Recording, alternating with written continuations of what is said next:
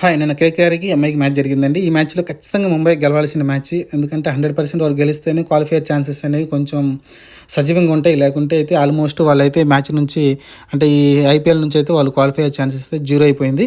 ఇంకా ఆ తర్వాత కేకేఆర్ అయితే ఒక మంచి విక్టరీ అయితే వచ్చింది 24 పరుగులతోటి. ఎందుకంటే వాళ్ళు చేసిన టార్గెట్ వాకండే స్టైల్‌లో 169 పరుగులు ఈ కేవలం వాళ్ళైతే టార్గెట్ ఇచ్చారు. ఆ టార్గెట్‌ని అయితే ఎంఐ రీచ్ అవ్వకపోయింది. వరుసగా అయితే బ్యాట్స్‌మెన్ ఫెయిల్ అయ్యారు. ఓపెనర్స్ ఇద్దరు కావచ్చు, లేకుంటే నమన్‌దీర్ కొత్తగా ఛాన్స్ ఇచ్చారు అతనికి కావచ్చు.